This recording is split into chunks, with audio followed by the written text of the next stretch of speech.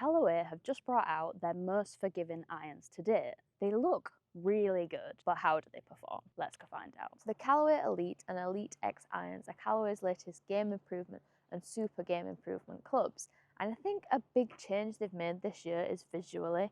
You can see this year these are both chrome plated, which means they match in really well to the rest of their iron line, as we've got the same finishes we have in the AI range. I think this just really adds to that overall premium look and makes you feel like you're not getting something different just because you're looking for a club that's a little bit more forgiving, which is definitely a really good idea. Also, I just think these are really good looking clubs, especially the Elyte Iron. I think if you saw that in the back of someone's bag, you wouldn't necessarily think game improvement straight away. It's really sleek, it's really stylish, and it's very clean in terms of how the back looks. I think that's really nice. One thing I'm also really interested to try out is the new sole. So we've got a tri-sole design on these. This means we have a C grind on the leading edge, and then we also have a trailing edge chamfer, and both of those combined are just going to really help us with turf interaction. I think sometimes, personally for me, I feel like when I get to a game improvement iron, super game improvement club, the sole gets wider and it's not always as easy to get through the turf.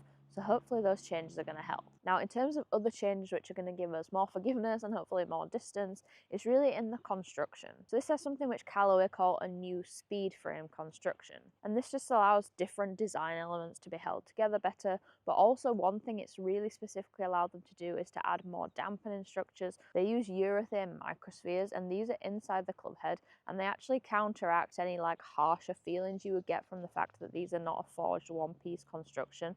They're multi-material, which allows us to do more with the club head, get more forgiveness and more distance. But these microspheres allow you to get that soft feel that you would get from a forged club. These also feature a new AI 10X face, and that is Callaway using their AI technology to control different points all over the club face and optimize the flight, the spin, and the launch characteristics from that different point on the face. So if you don't perfectly strike it out the center, they're going to really try and give you an optimized performance wherever you strike it on the club face. And what that means is the construction of this club face is different in different areas, because we want to get kind of different spin depending on where we hit it on the club face. Because generally if you say hit it out of the toe, it's going to spin a little bit less, it's going to spin more out the heel. We want to try and counteract that and get it consistent across the club face so you get a consistent performance no matter where you hit the ball on the face. Now that all sounds great, but how do they actually perform?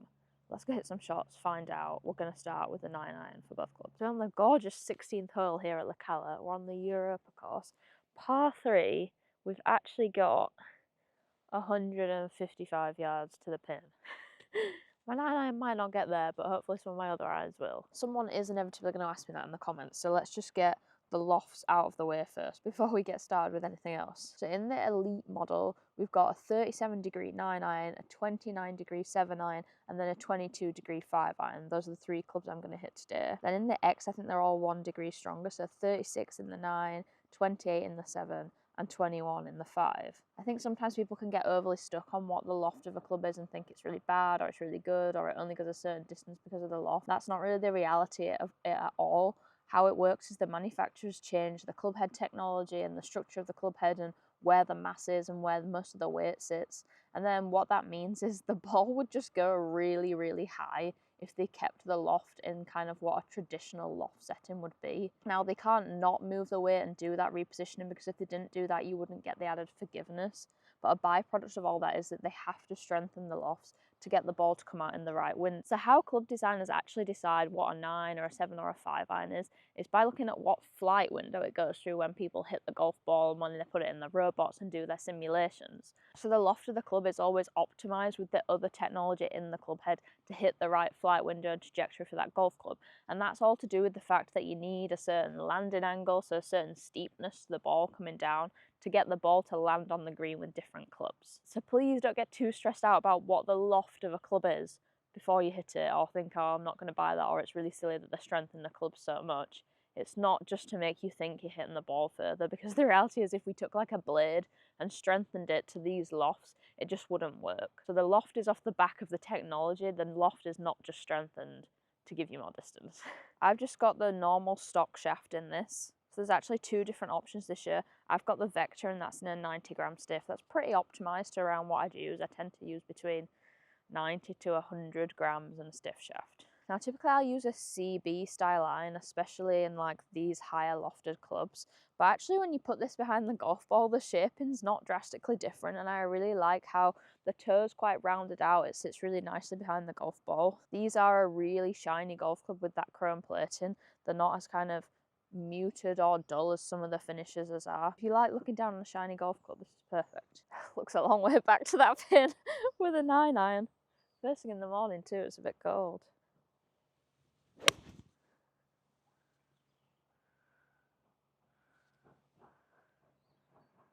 Yeah, just short. I didn't quite think I'd get there with the 9-iron, but a lovely high ball flight. Didn't quite strike that perfectly though, and it still felt nice, which is what those microspheres in the club head are going to help with. It wasn't my fastest swing ever, 72 club head speed, 100 ball speed. It's given me 135 carry. That's probably pretty much what I would expect like from my own irons, but it definitely wasn't my best strike, so let's give it in a few more. Well, that was much better.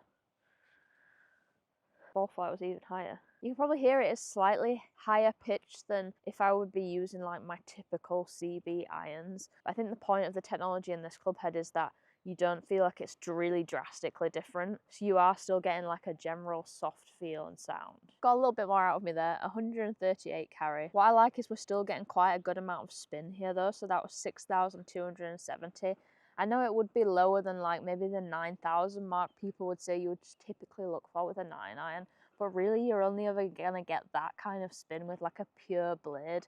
And what the technology in this head is designed to do is give you extra height, give you a really steep descent angle when the ball lands, so you don't need quite as much spin. Those last two shots actually both launched identically at 22 degrees, but actually the height with the first one was 23 yards and the last one was 26, so it definitely picked up a little bit.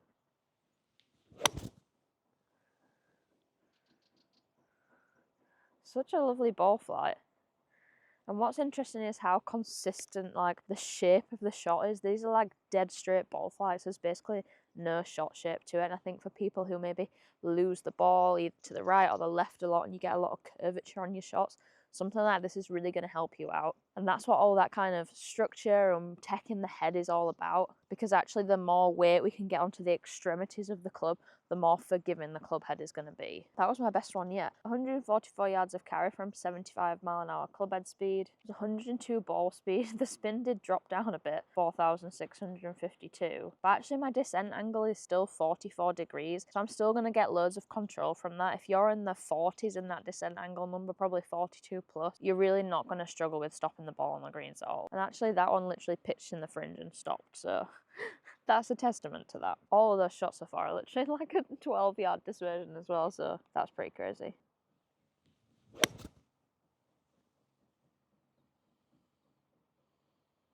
Save the best to last there, I think. Oh, just by 1 yard. So that one carried 145 yards. Spin was back up against 5,767. My height was actually 28 that time, so my highest shot so far, so probably just a little bit extra high, a little bit extra hang times.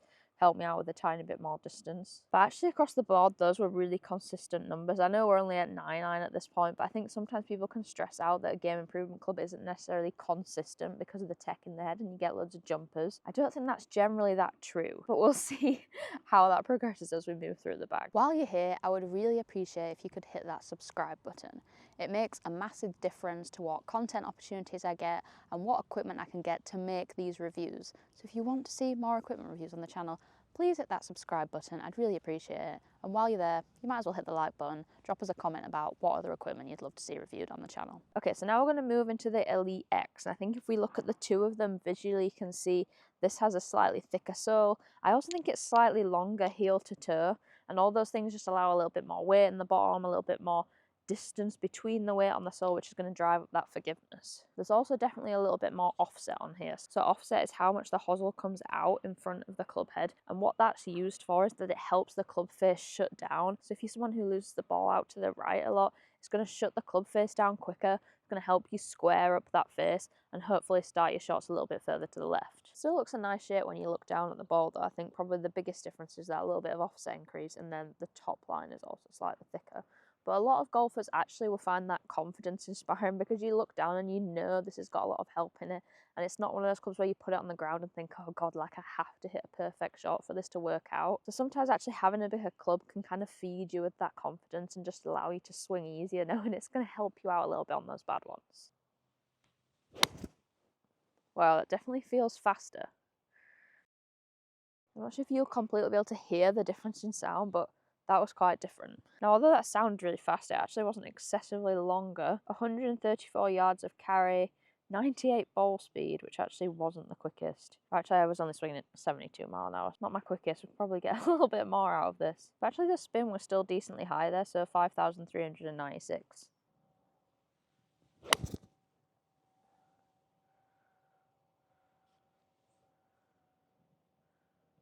Pulled that a tad. Got a little bit more distance there though. I like so far how consistent the feel is. This does sound a little bit different. It sounds a little bit faster off the face, but it still feels nice and soft. It's not like clicky or doesn't feel nice through the ball. So I think that's an important thing. You kind of getting a consistent feel across the board. You're not picking necessarily on what it looks like or what it feels like because they're both very similar. There's obviously subtle differences, but it's not anything really dramatic, which I do think is important because it allows you to pick on purely what the best performing club for you is. That was 138 yards of carry, 6,428 RPMs of spin, which I think is really good for this kind of construction of club, and 25 yards of height. But that's a good little thing to look out for if you're at a fit-in and actually you want that height number to stay consistent through the bag. So if you get to a point in your iron set, be it 7 iron, 6 iron, 5 iron, and suddenly the height starts to dip, that's when you should start to look to move into hybrids or fairway woods as an alternative.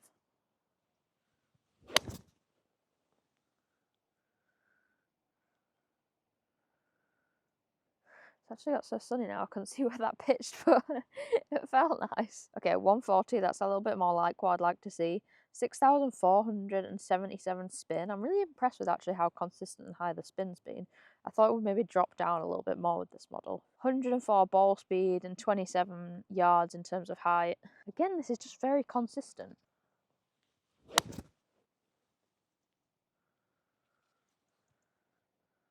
Those last two are literally identical. There's lots of pitch marks on the fringe. Okay, so that carried 145, slightly lower spin, 5,771, but still very good. The descent angle's coming in at 46, which is really steep. That's going to give you loads of stopping power. And the height was 26 yards. Really happy with those numbers. They would work really well for me on the golf course. Probably not as drastically longer than my irons as I would expect. Mine's probably in like the low 130s, so these are probably like half a club longer. But actually if we look at these in terms of averages, I wouldn't say they're too different from each other. So the standard Elite averaged 141 in terms of carry. The spin was 5,750. That was from 75 mile an hour of club head speed, which was giving me 102 ball speed. My descent angle was 45, so going to give me really strong stopping power there, and my height was up at 25 yards. Now if I compare that to the X, 140 carry, so 1 yard shorter, I mean, not really much in it. I actually got a little bit more spin, which is interesting, 5,967. I mean, I was putting identical in, so I still had 75 club head speed. That was giving me 103 ball speed, so a tad more. But actually my descent angle's gone up a degree, so it's at 46, and my height's gone up a yard, so 26. So I think for a lot of golfers who would want to move into the X model, they're probably someone who needs a bit of extra trajectory, needs more stopping power help because there's someone who hits it quite low. So if you're in that category, this is probably going to help you out. I do think when you test the 9 iron, you don't see as big a differences as you see in the rest of the bag. So let's go hit some 7s and some 5s and see if that distance gap gets bigger, if there's more difference between the two models. Okay, same order, 7 iron from the Elite first up. See how much further down we get with this. Sounded a lot quicker, didn't it? Still a really nice high ball flight, which is what I really like about these. I think height is really undervalued as something we should be looking at to optimize during a fit-in, because getting the right height is going to give you that control and the ability to stop the ball where you want to. Okay, so off 77 mile an hour of club head speed, that carried 162 yards and gave me 112 mile an hour of ball speed. Spin was 5,076, which is pretty good for a 7 iron. The height was 23 yards, which again, pretty similar to what I saw with the 9 iron, which is good. I want to keep that number consistent. And my descent angle was 41, so that's going to give me good stopping power. Oh, that's lovely. It's just going through the same like flight window, which I really like. That was 165 carry, so a tad further, but actually 4,889 spin, so a little bit lower, but only a couple hundred RPM. Still 23 in terms of that height again, so I really like the consistency of that, and 41 descent angle again. Very consistent.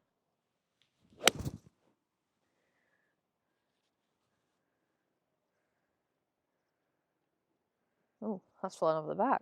Longest yet. 171 yards of carry. That has gone a long way. 5,000 spin, so actually I thought that might have dropped lower. 118 ball speed. Very good strike that one was. My club head speed did go up a little bit there, actually 79. But still, the height's actually gone up, so 25 yards in terms of height, and my descent angle's 42, so granted I did swing that fast, but it's gone a little bit further. It's not like a low spin bomber, it's still kept the height, it's kept a pretty similar spin, and it's got a better descent angle, so all that means it's going to stop. So even though it's gone kind of 6 yards further than the other, that's still a controlled shot. It's just going to go to the back of the green. It's not going to disappear. It's not a really fast kind of low spinner flyer. Right, let's swap into the X now. I think as we move up more, we'll start to see the difference in the shaping a little bit more. So here, actually, the offset I don't mind at all. It's not that drastic in terms of difference.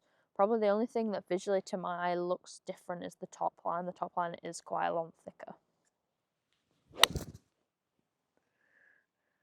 That felt fast. It's also gone very high. It's also gone a very long way. That's straight into the back fringe. Nice, 170 carry straight off the bat, first shot. We like to see that. The spin is definitely lower, 4,200 there. But actually my height's still 23, my descent angle's still 40, so I still have the ability to stop this ball. That's super efficient. The smash factor on that was 1.51. It's definitely going to help you out if you need some height and distance.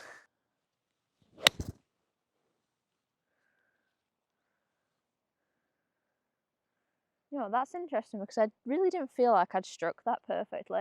And it's actually gone further than the other one, over the back into the back bunker. Kind of shows you just how much forgiveness there is in this head, which we all need sometimes, don't we? That's carried 178 yards with a 7-iron. That's like as far as my current 5-iron goes, easily. It definitely felt like it flew higher than my 5-iron does as well. The height was up at 25, so even though we got loads of distance, real good height. That was my highest shot so far. 40 descent angle, so it's going to stop pretty well. Spin was 3,650, perhaps a tad low. Slightly faster swing on that from me, so 70 mile an hour club head speed for 117 ball speed. Pretty impressive numbers.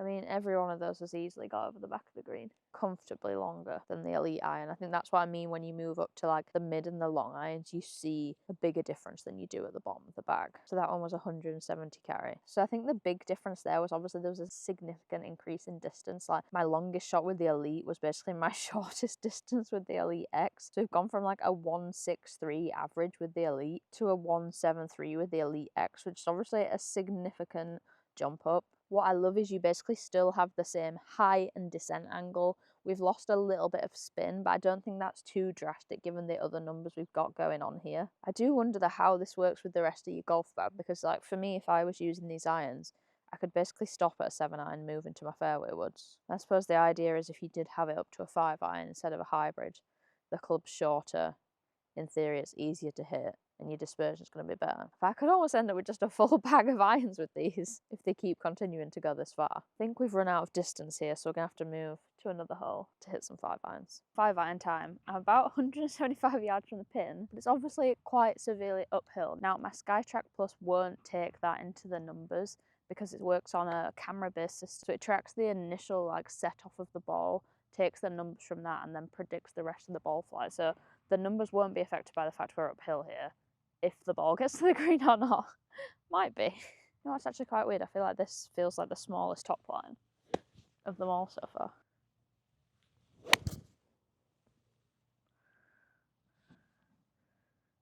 That's one of my best stride, but it still sounds really fast off the face. So I quite like about these irons, like it always sounds like you've hit a good strike, which is pretty nice for the confidence. So that one's carried 178 yards, and that was off 120 ball speed and 76 mile an hour club head speed. The spin's 3,495, which actually isn't that much lower than what we saw in the 7-iron, so I'm quite pleased with that at this point. I would definitely say looking at the height numbers though, it's not flying the highest. That was only 17 yards in terms of height and 31 in terms of descent angle. So earlier when I was talking about you want it to be consistent through the set, if I started seeing those kind of numbers consistently when I was hitting this club, I wouldn't put this in the bag, I would put like a 5 hybrid instead.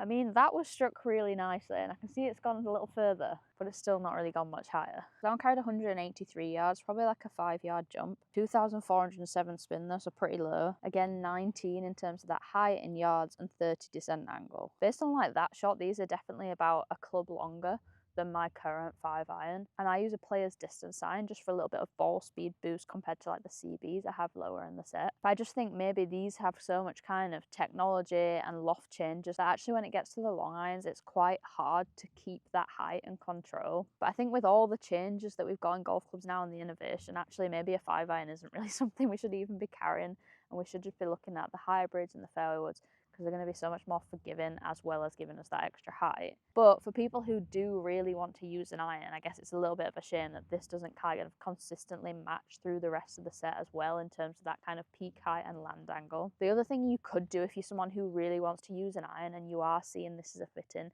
is change the shaft profile. So what you could do is kind of keep a stiff shaft, but maybe go down to like an 80 or a 70 gram instead of the 90 that's in this currently. And that will probably give you a little bit extra height and a little bit of extra distance, which is just going to make this kind of gap a little bit better with the other clubs we've got.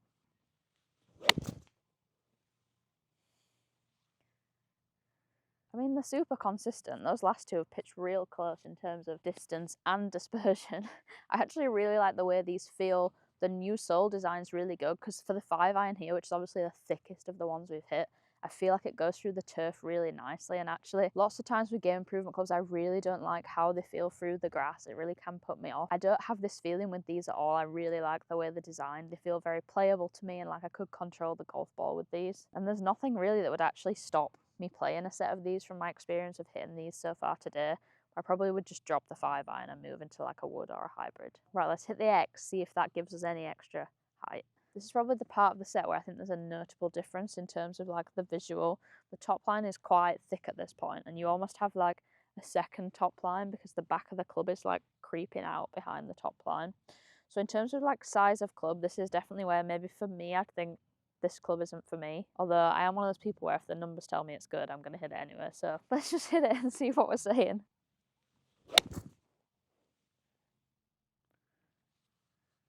I'd say for me that didn't feel quite as good through the turf as the other model.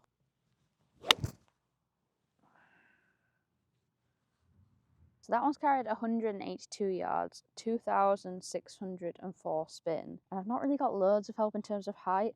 That was 16 in yards and 27 descent angle, so it's definitely coming in very flat.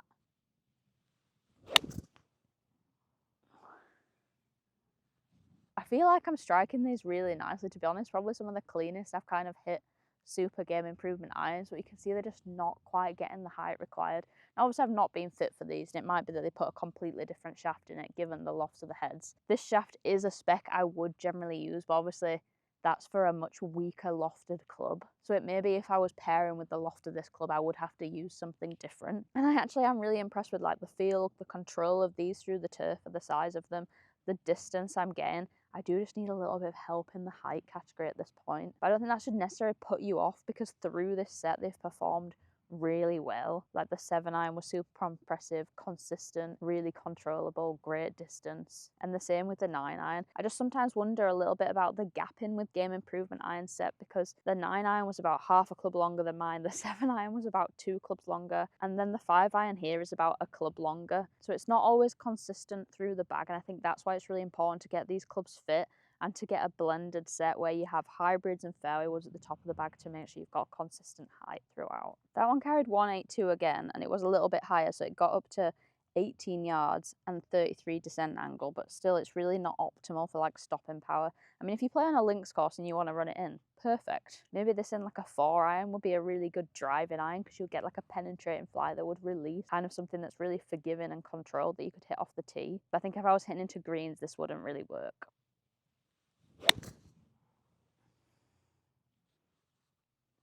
I've just hit 3 shots in a row that carried 182 yards. If you're after consistency, I'm not sure I'm ever going to beat that again. Spin was 3,489 again, height 17, descent angle 31. Overall, I have been super impressed with these new Elyte irons from Callaway.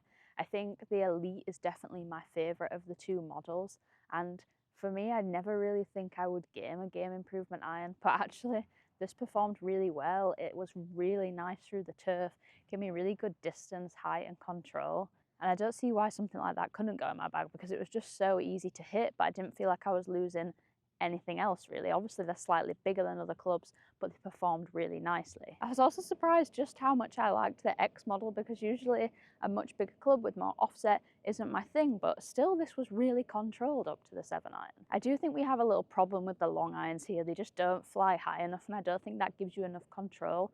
They would definitely work as a spot as like a driving iron, but I don't think there's something that's playable into the green. But I also don't think that's a massive problem. We have so many other clubs that provide great options to fill that spot in the bag, and I think we all really should be using more high lofted hybrids and fairway woods, because they're just so much more forgiving, give us that height and stopping power that we need into the green.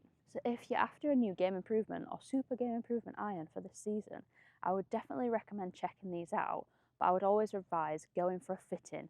Make sure you get the gapping good through the set. Remember to check that height, it should be consistent from your pitching wedge up to your 3-iron and your driver.